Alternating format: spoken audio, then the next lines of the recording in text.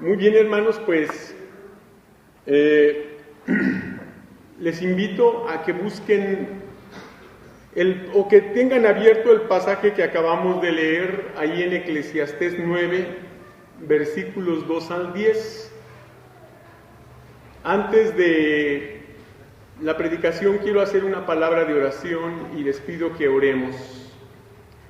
Padre bendito, te damos gracias porque nos concedes en esta hora estar delante de tu presencia y porque permites, Señor, que en este momento podamos meditar en tu bendita palabra, rogándote, Señor, que cada uno de los pensamientos que de ella se desprendan sean bendecidos por ti en nuestra vida para que podamos comprender lo que tú siempre quieres darnos a entender mediante las Sagradas Escrituras. Te lo pido, Señor, con todo el corazón, suplicándote que en este momento, Señor, hables a nuestro corazón. En el nombre de nuestro Salvador Jesucristo. Amén.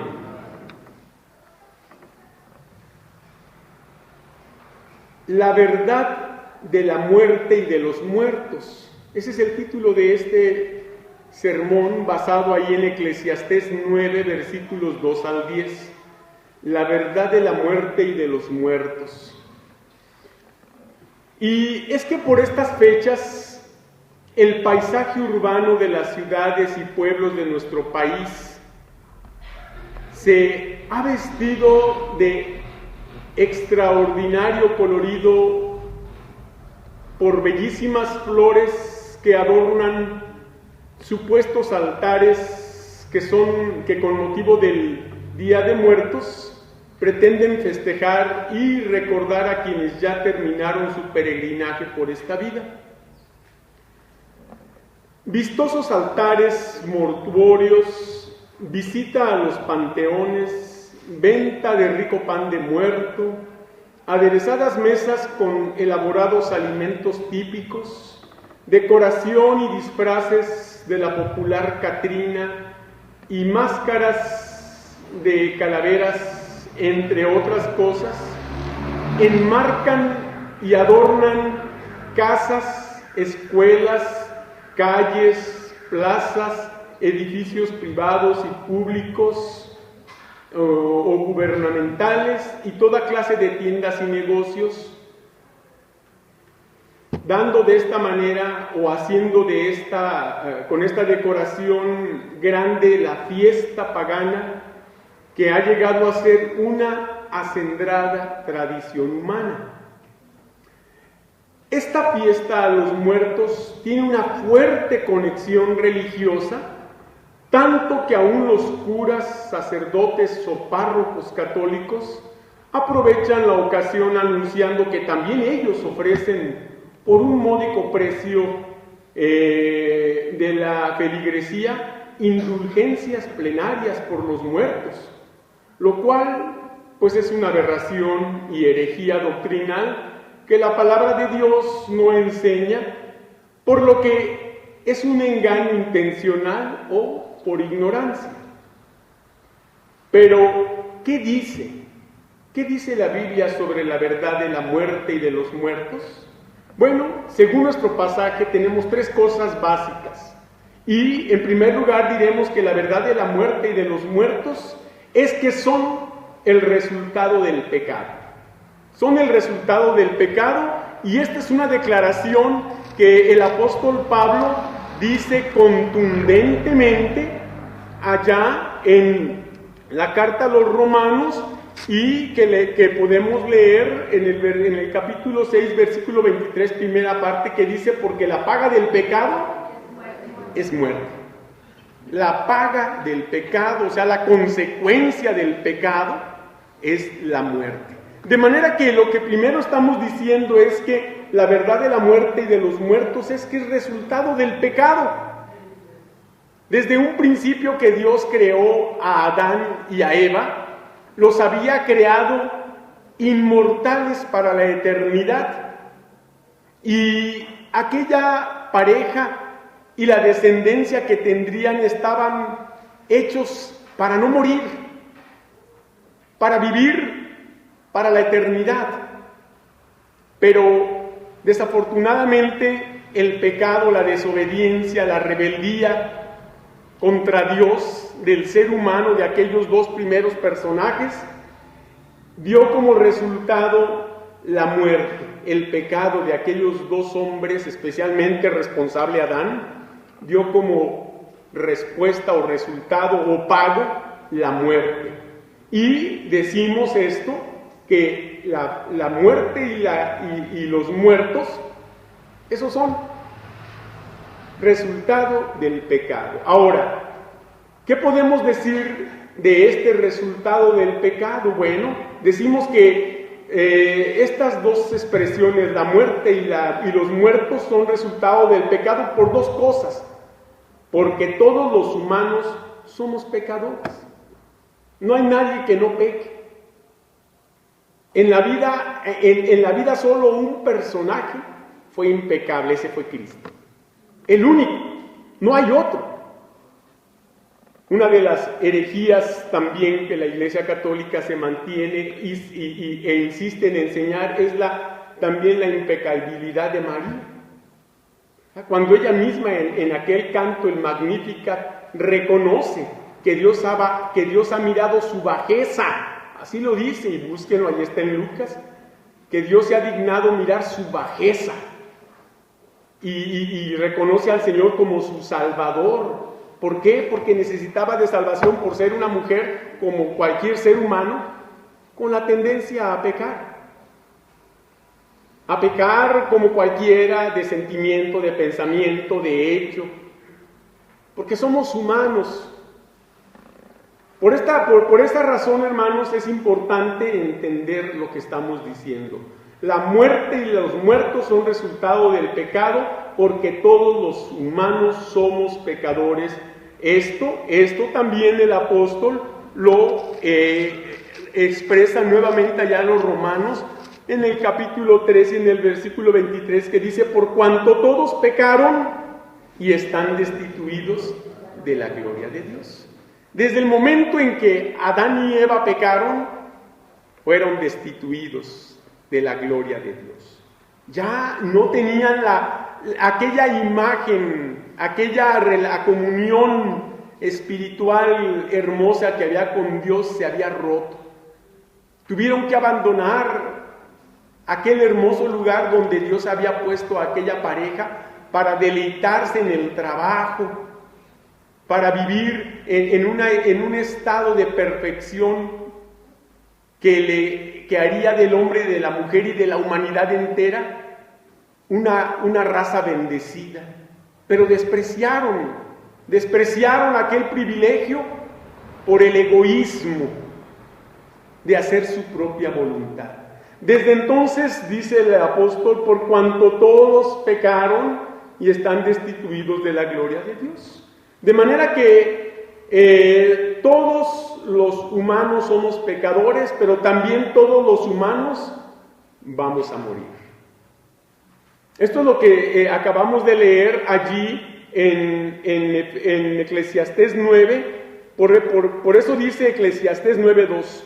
Todo acontece de la misma manera a todos.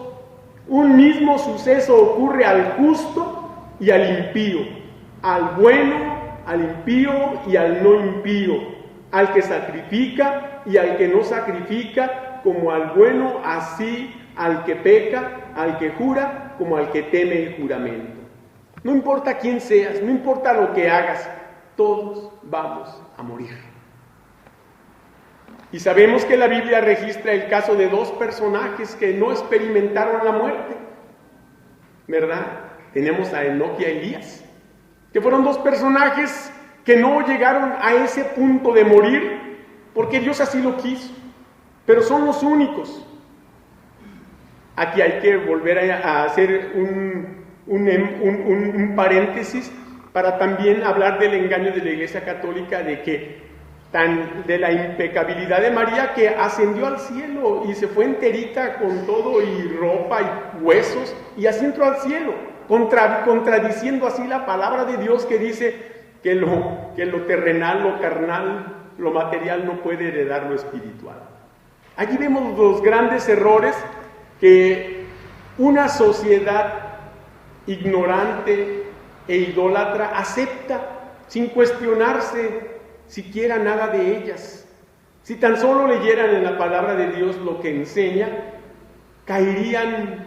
saldrían de ese estado de ignorancia para llegar al estado del conocimiento de la palabra de Dios. Y Dios abriría sus ojos, los ojos de la fe, del corazón, para que se salvaran. Pero la verdad es que sí, todos los humanos somos pecadores, pero también todos los humanos vamos a morir. Por eso dice el versículo 3, este mal hay entre todo lo que se hace debajo del sol, que un mismo suceso acontece a todos, y también que el corazón de los hijos de los hombres está lleno de mal y de insensatez en su corazón durante su vida, y después de esto se van a los muertos. Se van a los muertos. ¿Sí? Ahí tenemos una realidad innegable, ¿verdad? Y hay un pasaje impactante, ¿verdad? Muy interesante, que expresa la carta a los hebreos y que dice de esta manera, y dice así Hebreos 9:27, y de la manera que está establecido para los hombres que mueran una sola vez, y después de esto, ¿qué dice? El juicio. No hay reencarnación, hermanos. No hay reencarnación, ¿verdad? Esa es una doctrina herética también, que enseña que según hayas vivido, que según te hayas conducido en vida, será en lo que reencarnarás. Que si fuiste una persona malvada, una persona impía, una persona sin amor o buenos sentimientos, pues vas a reencarnar en un tipo de animal inferior al del animal racional, hasta el grado de ser un insecto o una cosa de esas rastreras despreciables que a veces vemos por cualquier lugar. Pero realmente la Biblia nos enseña la verdad, y de la manera que está establecido. ¿Por quién? Por el dueño de la vida, por Dios, para los hombres. Y fíjense que dice para los hombres, no para los animales, no para ningún insecto. Que mueran una sola vez. Una sola vez. Si reencarnáramos, moriríamos más de una vez también. Y la Biblia enseña que la muerte es una vez, ¿verdad? Para los hombres que mueran una sola vez, y después de esto hay un juicio. Un juicio que da a entender que después de ser juzgados estaremos en alguno de los lugares destinados para el justo y para el injusto. Y el justo es aquel que es justificado por Cristo. El injusto es el que rechaza la justicia de Cristo. Y el justo tiene como lugar para la eternidad del cielo, y el injusto tiene como destino para la eternidad del infierno. Por esta razón hemos dicho en primer lugar que la verdad de la muerte y de los muertos es que son resultado del pecado. Cuando entendemos esto, nos damos cuenta que festejar la muerte o a los muertos no es algo correcto. Eso es algo de lamentarse. Pero las sociedades han tratado de minimizar o de ver la muerte con una familiaridad de festejo porque se le teme. Porque es a lo que más el ser humano le teme, a la muerte. Porque, como hemos dicho en otras ocasiones, festejamos el nacimiento de cualquier pequeñito que llega a esta vida, pero lamentamos la muerte. Y dice Pablo que el vivir es Cristo y el morir es ¿qué? De manera que el cristiano debe entender que la muerte aún es motivo de festejo. Aún es motivo de festejo. Con el sensible dolor de la separación temporal del ser amado, es normal, ¿verdad? Pero es algo que da gozo, es algo que nos alegra, porque sabemos que aquellos que han muerto en Cristo y que solamente se nos han adelantado, pero que un día nos encontraremos en el cielo.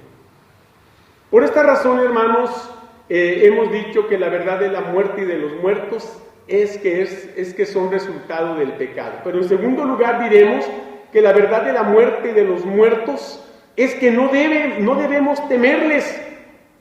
No debemos temerle ni a la muerte ni a los muertos. ¿Es común temerle a la muerte? Pues yo digo que humanamente, por instinto de supervivencia, le tememos a la muerte. Tanto que usted va caminando y atraviesa la calle y viene un carro y pega el brinco jamás dado. ¿Por qué? Porque tememos a morir. Pero Dios ha puesto ese sentido de supervivencia para que cuidemos la vida. Si no tuviéramos ese sentido que Dios ha dado, veríamos un tren y nos pararíamos ante él. No tendríamos miedo a la muerte y cualquiera moriría de las maneras más tontas.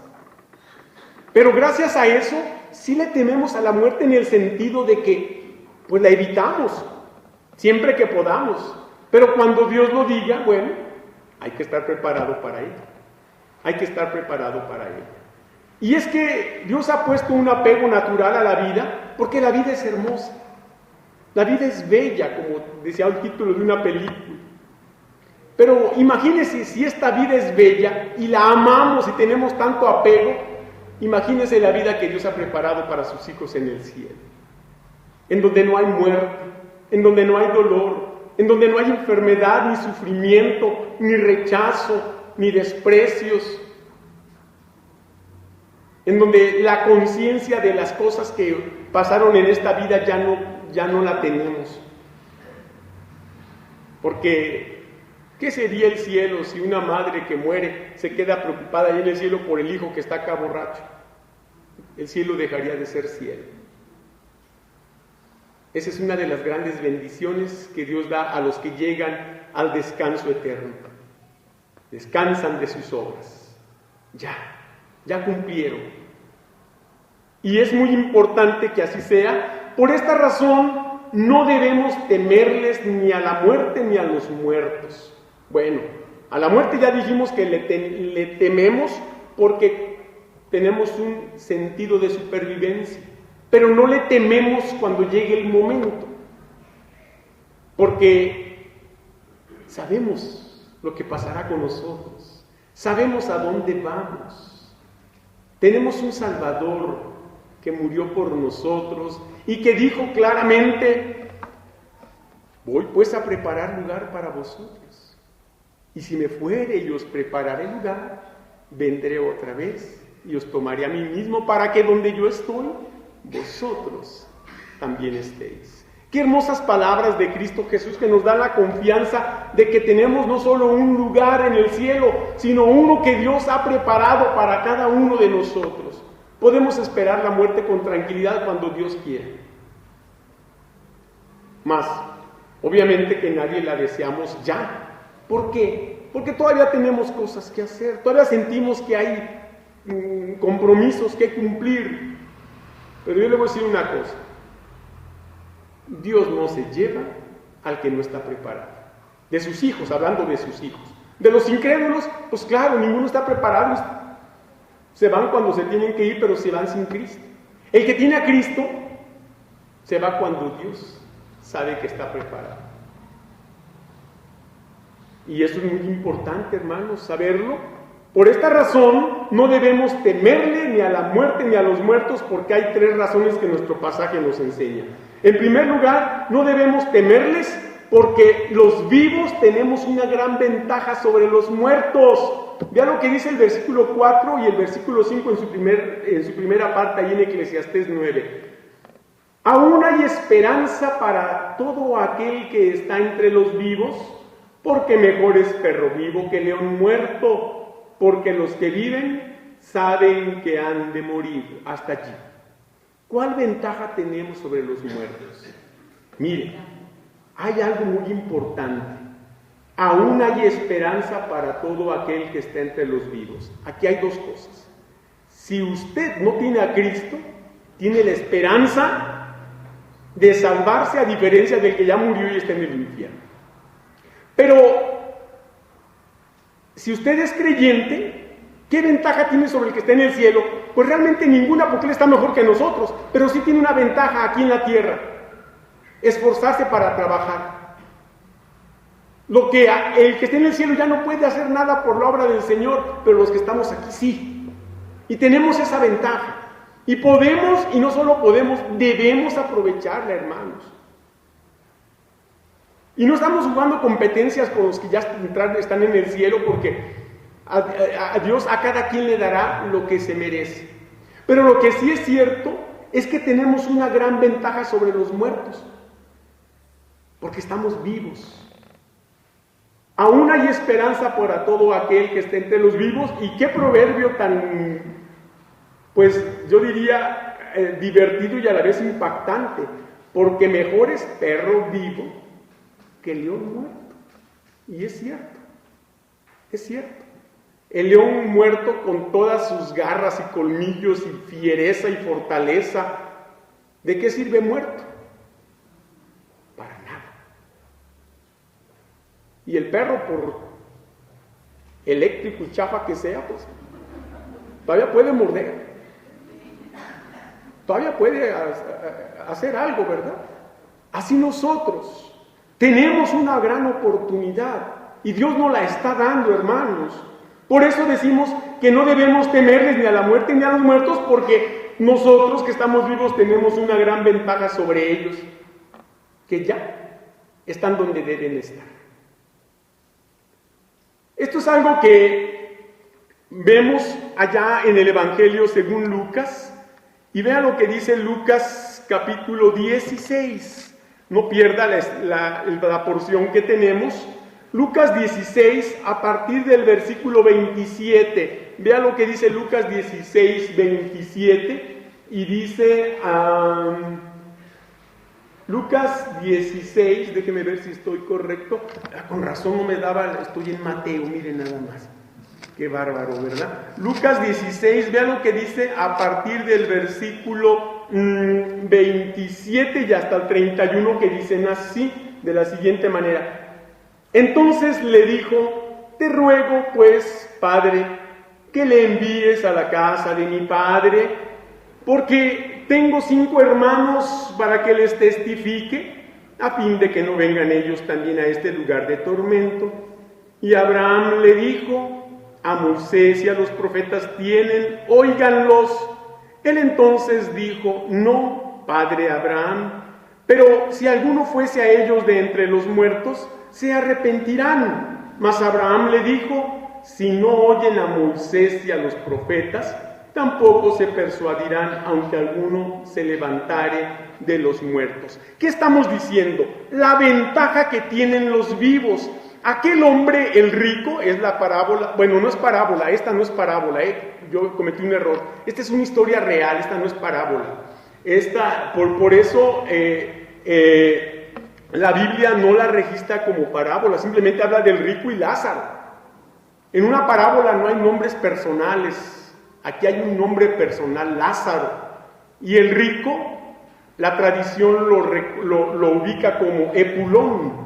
De manera que entonces es una historia real. Aquí pasó algo interesante. El rico, que se llamaba Epulón y que ya estaba en el infierno, él, a diferencia del que está en el cielo, que ya no tiene conciencia de lo que aquí pasa, el que está en el infierno sí queda con la conciencia de lo que aquí pasó, que es otra parte que aumenta el castigo, para que no solamente sea un tormento físico de las llamas y del azufre, sino de la conciencia, de lo que pudo hacer y no hizo, y de que hay gente a quien ama que está destinada al mismo lugar. Por esa razón, aquel hombre apela al padre Abraham y le pide que le mande a Lázaro para que les hable a sus 5 hermanos y que no vayan a ese lugar de tormento. Pero es interesante lo que dice la respuesta divina que dice, él entonces dijo, y Abraham le dijo, a Moisés y a los profetas tienen, óiganlos. Obviamente Moisés y los profetas no estaban ya vivos, pero tenían los escritos de Moisés y de los profetas, a eso se refiere, ¿verdad? Óiganlos. Y dice, no, padre Abraham, pero si alguno fuere a ellos de entre los muertos, se arrepentirían. Mas Abraham le dijo, si no oyeren a Moisés y a los profetas, o sea, la palabra de Dios, pues, menos a un muerto. Esa es la respuesta. Por esta razón estamos diciendo que no debemos temerle ni a la muerte ni a los muertos, porque los vivos tenemos una gran ventaja sobre ellos. Pero ¿qué más diremos? Pues que no debemos temerles porque los muertos nada pueden hacer para cambiar su condición, nada. Por eso, si volvemos ahí a Eclesiastés 9, dice el versículo 5 en su segunda parte, bueno, sí, estábamos leyendo, ¿verdad? 4 y 5, el versículo 5 en su segunda parte dice claramente, pero los muertos nada saben ni tienen más paga, porque su memoria es puesto en olvido, también su amor y su odio y su envidia penecieron ya. ¿Sí? El muerto ya no existe. No, pero es que un día se me apareció a mí mi abuelito, no, que mi tío me jaló los pies en la noche. Pues, si fue tan real como dice, la verdad de las cosas es que no fue ni el tío ni el abuelito, fue un demonio que tomó apariencia de abuelito, de tío o de lo que haya sido, si es que fue real. Los muertos están en el lugar donde Dios ha destinado a cada quien o los ha mandado a cada quien después de aquel juicio en el cual obviamente dice la palabra de Dios que el Señor dará a cada quien según sus obras. Y no porque la salvación sea por obras, sino porque las obras determinan o afirman si la persona era salva o no lo era. Pero qué importante es entender lo que estamos diciendo, que a la muerte y a los muertos no debemos temerles porque los muertos nada pueden hacer por cambiar su condición. Nuevamente ahí Lucas 16 y vamos para comprobar lo que estamos diciendo. Lucas 16, pero ahora los versículos 22 al 26 no lo aseguran. Dice la palabra de Dios en Lucas 16, 22 al 26. Aconteció que murió el mendigo y fue llevado por los ángeles al seno de Abraham. Y murió también el rico y fue sepultado. Y en el Hades es el lugar de los muertos, pero es un sinónimo a infierno. Y en el Hades alzó sus ojos, estando en tormentos, y vio de lejos a Abraham y a Lázaro en su seno. Entonces él, dando voces, dijo: Padre Abraham, ten misericordia de mí, y envía a Lázaro para que moje la punta de su dedo en agua y refresque mi lengua, porque estoy atormentado en esta llama. Pero Abraham le dijo: Hijo, acuérdate que recibiste tus bienes en tu vida, y Lázaro también males, pero ahora éste es consolado aquí y tú atormentado. Además, escuche, además de todo esto, una gran sima está puesta entre nosotros y vosotros, de manera que los que quieran pasar de aquí a vosotros no pueden, ni de allá pasar acá. El muerto no puede cambiar su condición. Si está en el infierno, es por la eternidad. Si está en el cielo, es por la eternidad. De manera que esto echa por tierra otro de los engaños de la Iglesia Católica, que es el purgatorio. Un lugar intermedio, según ellos, en el cual no te vas al cielo porque moriste en pecados, pero te vas al purgatorio a limpiarte, por eso se llama purgatorio. La palabra purgatorio quiere decir limpieza. Y en ese lugar supuestamente, ahí te están limpiando, ¿verdad? Y estás purgando tus culpas, limpiándote de ellas, para que ya una vez limpio de todas ellas, tengas entrada en el cielo. Y la verdad es que el purgatorio es una invención de la Iglesia Católica para sacarle hasta el último centavo a la gente. Porque el purgatorio cuesta. Y los administradores del purgatorio son la Iglesia Católica, porque ellos son los que cobran ese dinero. Estoy hablando de lo que ellos dicen. Pero ese lugar no existe. Como lugar no, pero sí como persona. Cristo es el purgatorio de la humanidad. Cristo es el purgatorio. La sangre de su Hijo nos limpia de todo pecado. Cristo es el purgatorio del pecado de la humanidad. En Cristo nosotros tenemos la limpieza de nuestro pecado y la entrada al cielo. Por esta razón es importantísimo entender, hermanos, que no debemos temerle ni a la muerte ni a los muertos, porque los muertos nada pueden hacer para cambiar su condición. El que esté en el infierno no puede ir al cielo, y el que esté en el cielo pues menos va a querer ir al infierno, porque tampoco puede. Qué importante es esto, hermanos, para que no caigamos en supercherías, en falsedades y en tonterías. Pero ¿qué más diremos en este segundo punto que estamos viendo sobre la verdad de la muerte y de los muertos, y que decimos que no debemos temerles? Pues sí, no debemos temerles por algo más, porque los vivos tampoco podemos hacer nada para beneficio o perjuicio de los muertos. Volvamos ahí a Eclesiastés 9, y el versículo 6 sigue diciendo: también su amor, su odio y su envidia fenecieron ya, y nunca más tendrán parte en todo lo que se hace debajo del sol. Nunca más, nunca más. Es interesante cómo en estos días que se ha hablado tanto del Día de los Muertos, y yo oigo en el radio y en la televisión, veo algunos programas y veo cómo preparan la comida para el muerto, la que le gustaba. Ahí están las mujeres y preparando los tamales como le gustaban al difunto, ¿verdad? Y le van y le compran la botellita de cerveza, ¿verdad? Y ahí le van haciendo su comidita estilo muy tradicional, ¿verdad? Y luego van y se la llevan al panteón y ahí se la dejan, y ahí están cantándole las corridos que el hombre oía cuando se emborrachaba, y luego les pone una golpiza a todos, ¿verdad? Pero bueno, felices, ¿verdad?, de estar recordando aquello, y ahí le dejan la comida al muertito, porque dicen que a las 12 llegan los muertos. Vaya usted a las 12 y va a ver lleno de cucarachas. ¿Se encarnó en cucaracha o qué? ¿Qué pasó? Son los que están dando cuenta de toda la comida, ¿verdad? Pero bueno, ellos así creen. Pero vea lo que dice Mateo. Vayamos a Mateo, por favor, para que veamos una verdad impactante, hermanos. Mateo capítulo 10, por favor, y vea lo que dice el versículo 28. Dice la Biblia: y no temáis a los que matan el cuerpo, mas el alma no pueden matar.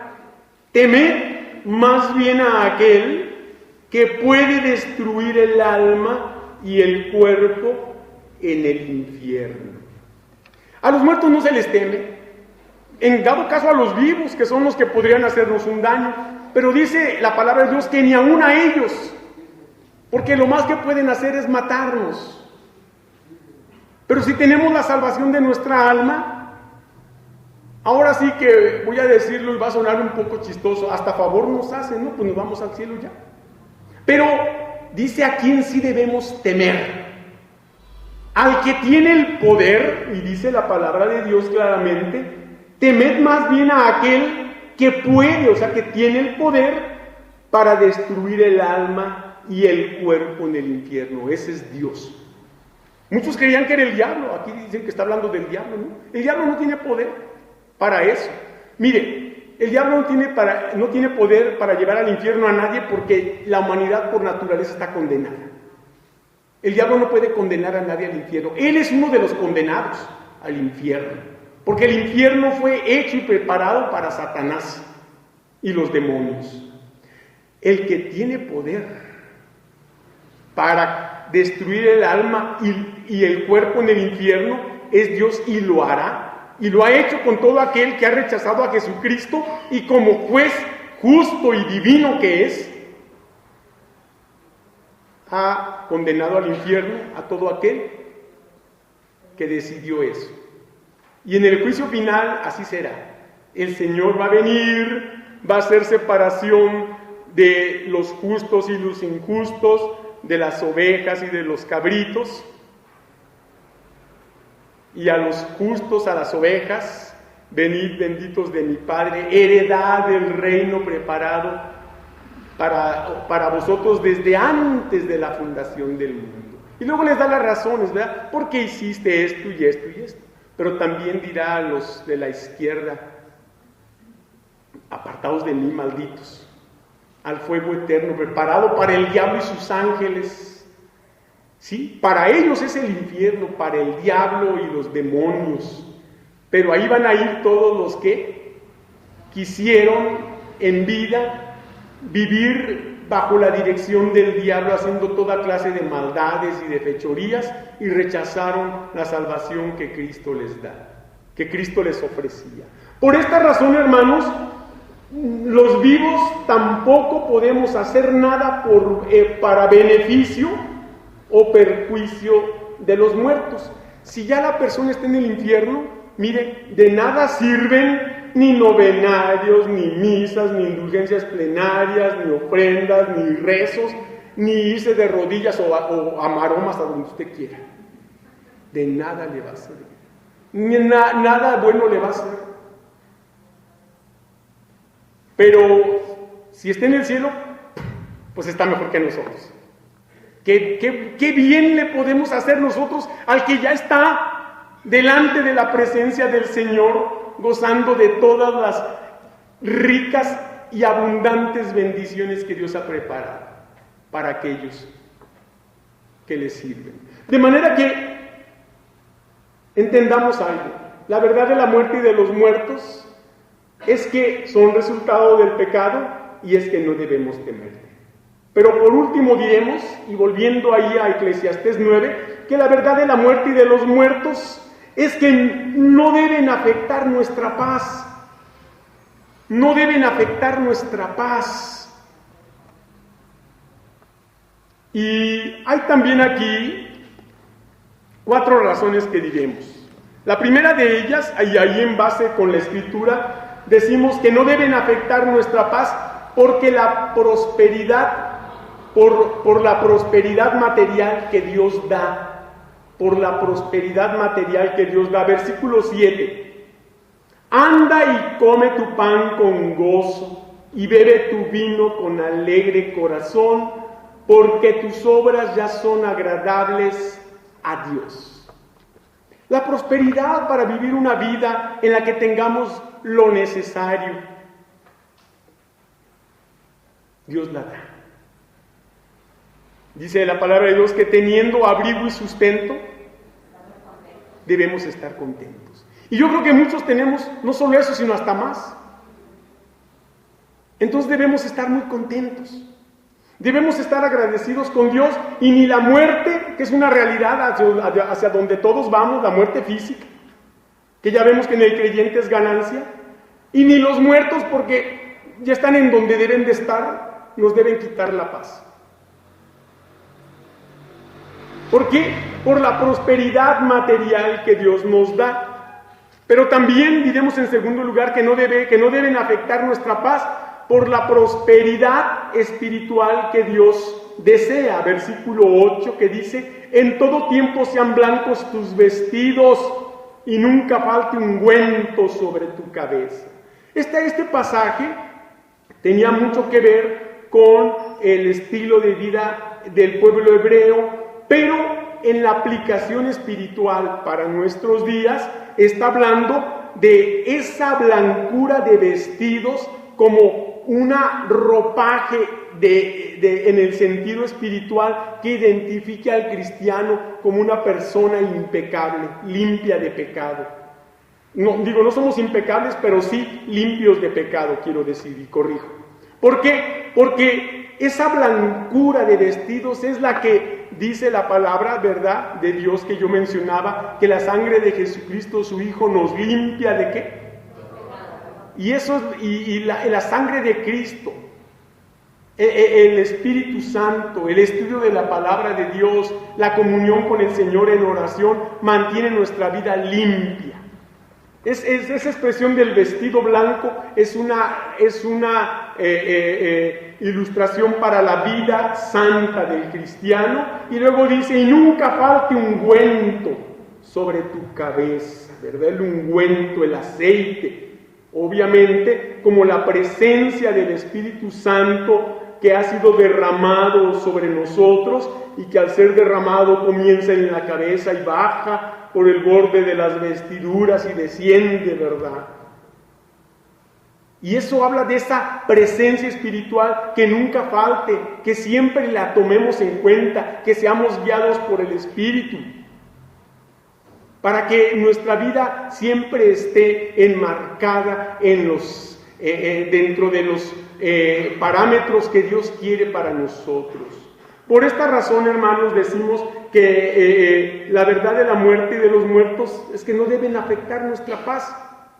No solo por la prosperidad material que Dios da, sino también por la prosperidad espiritual que Dios desea, como lo dice la tercera carta del apóstol Juan, que es muy bonito este pasaje, porque si vamos a la tercera epístola de Juan, dice así el versículo 2, del 1 y 2, el anciano, que es Juan, a Gayo, el amado, a quien amo en la verdad. Amado, yo deseo que tú seas prosperado en todas las cosas y que tengas salud, así como próspera tu alma. Aquí habla de tres prosperidades: la material, la de la salud física y la de la salud espiritual. Pero en todo sentido habla de esa prosperidad que Dios quiere. Por esta razón vemos pues cómo esta prosperidad espiritual que Dios desea. Pero hay otra prosperidad nuevamente, y volvamos a Eclesiastés y vamos a hablar de la prosperidad familiar que Dios manda. Versículo 9: goza de la vida con la mujer que amas todos los días de la vida de tu vanidad que te son dados debajo del sol, todos los días de tu vanidad, porque esta es tu parte en la vida y en tu trabajo con que te afanas debajo del sol. La prosperidad familiar. La familia tiene que tener una pareja, el hombre y la mujer. Son la base de una familia y la familia la base de la sociedad. Y qué importante es que la Biblia, el Señor manda que el hombre goce de la vida con la mujer que ama. O sea, con la mujer, no dice con las mujeres, con la mujer que amas. ¿Sí? Por esa razón, el Señor habla de la fidelidad conyugal, y vea qué interesante cómo al hombre le dice que goce de la vida con la mujer que ama, porque el hombre debe amar a su mujer. A la mujer, dice Pablo, que respete al marido.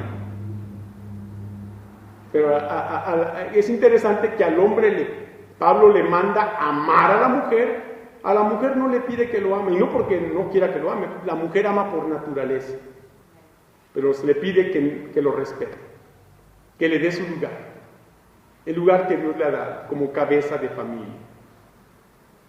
Pero sí al hombre sí le pide que la ame, que sea fiel.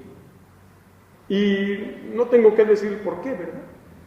Y yo creo que la infidelidad es ya últimamente algo muy común en ambas partes. Pero era muy común en la antigüedad que el hombre era el que era muy infiel. Y vemos cómo había hombres que tenían más de una mujer, el grado de que hubo quien tuvo miles de mujeres.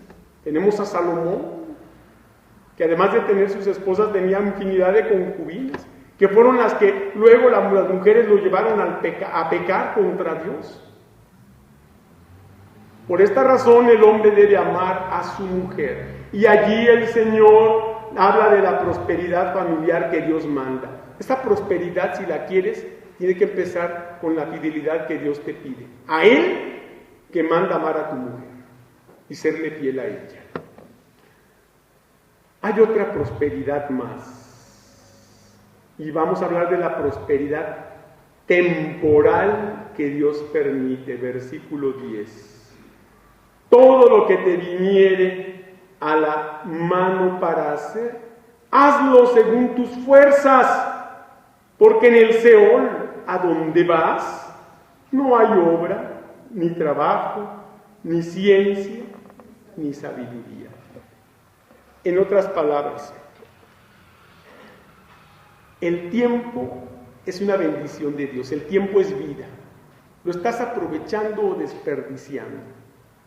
¿Cuántas horas pasas viendo televisión? ¿Cuántas horas pasas con los amigos? ¿Cuántas horas pasas divirtiéndote en lo que te gusta? ¿Cuántas horas pasas simplemente echado en la cama? Piensa. Si tú quieres prosperidad temporal, o sea, de tiempo, que haya bendición, aprovechan. Dice la Biblia que todo lo que te viniera, o sea, toda oportunidad que tuvieres para realizar con tus manos, hazla según tus fuerzas. ¿Qué quiere decir eso de según tus fuerzas? Bueno, según la edad que tengas. Hay que enseñar aún a los niños a hacer las cosas. Yo conozco de mamás que el niño va destrozando y tirando todo y la mamá va como sirvienta luego detrás de él arreglando todo. Es uno de los grandes errores que las madres cometen con los hijos. Usó, guarde. Ensució, limpie.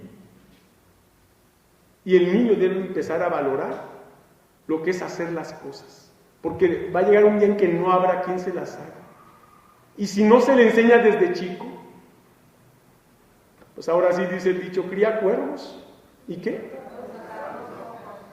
Exactamente. Por esta razón, hazlo según tus fuerzas. Aún desde chiquitos los niños pueden empezar a hacer las cosas y que las hagan bien. En la juventud, en la adultez, en la vejez, en la ancianidad, todos podemos hacer cosas según nuestra capacidad, pero no hay que dejar de hacerlas. Porque la vida se compone de acciones. ¿No ha sabido usted de casos donde a una persona que estaba acostumbrada a trabajar la quitaron del trabajo y se murió?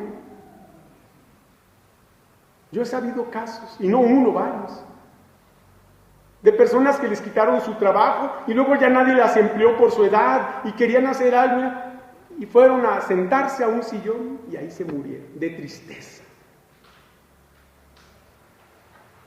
Y es importante que todos estemos activos.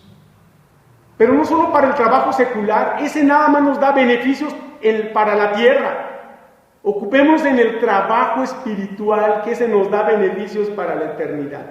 Cristo Jesús dijo, haceos tesoros en el cielo, donde ni la polilla ni el orín corrompen, ni donde ladrones minan ni hurtan. Si tú te haces tesoros aquí, además de que te los pueden robar, cuando te mueras no te los llevas.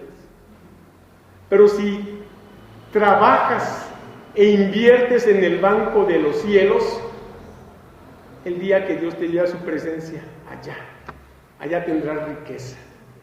Allá tendrás riqueza. Por eso es importante que todo lo que viniera a tu mano para hacer, hazlo según tus fuerzas. La razón, porque en el Seol, o sea, en la muerte, a donde vas, no hay obra, ni trabajo, ni ciencia, ni sabiduría. Allí se acabó ya todo. Ya no hay oportunidad. Y estas son palabras que el Señor Jesús mismo decía. Vayamos a Juan capítulo 9 para que veas que hasta Cristo lo dijo, hablando de su propia persona. Juan capítulo 9, versículos 4 y 5.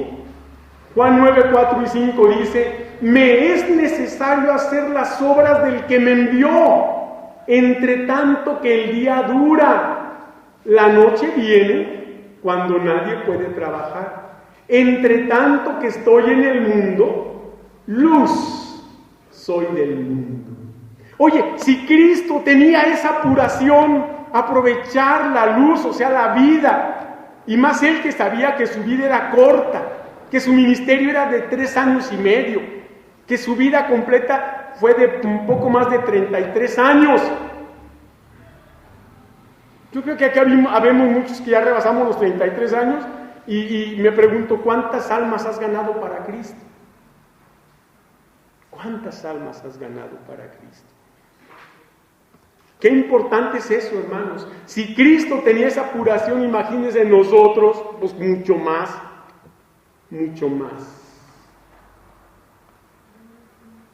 Termino diciendo lo siguiente.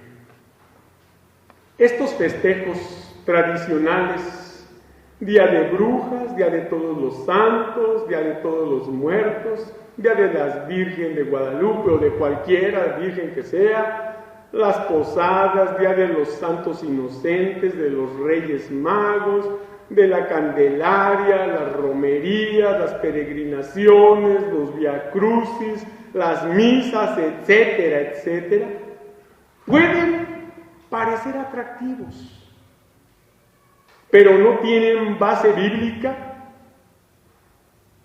por lo cual son vanos y sin provecho.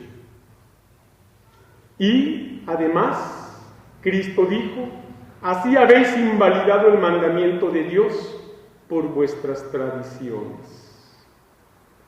Por todo esto, los genuinos cristianos no debemos participar en nada que nos involucre en estas tradiciones idolátricas, pues la palabra de Dios dice, y lo voy a leer y quiero que lo escuches claramente,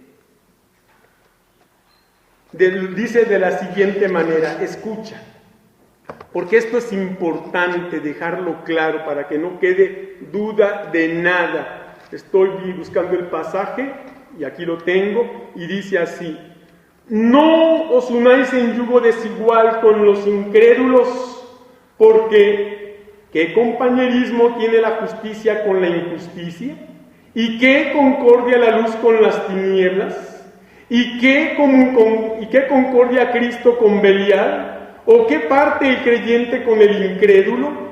¿Y qué acuerdo hay entre el templo de Dios y los ídolos? Porque vosotros sois el templo del Dios viviente, como Dios dijo: habitaré y andaré entre ellos, y seré su Dios, y ellos serán mi pueblo.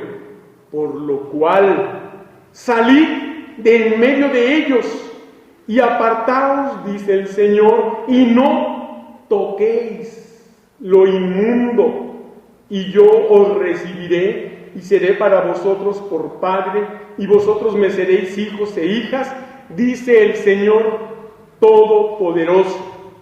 Así que, amados, puesto que tenemos tales promesas, limpiémonos de toda contaminación de carne y de espíritu, perfeccionando la santidad en el temor de Dios. Aclaro, cuando dice no os unáis en yugo desigual, no se refiere solamente al matrimonio, se refiere a toda clase de unión en la cual tú te unes con otros para ir a una misa, para ir a un novenario, para ir a una romería. No tenemos nada que hacer allí. Nada que hacer allí. Y eso lo dice la palabra de Dios. Termino con una frase. Para los cristianos, la verdad de la muerte es la verdadera ganancia. Que Dios les bendiga, hermanos, y deseo que Dios siga llevando de su mano esta iglesia. Muchas gracias.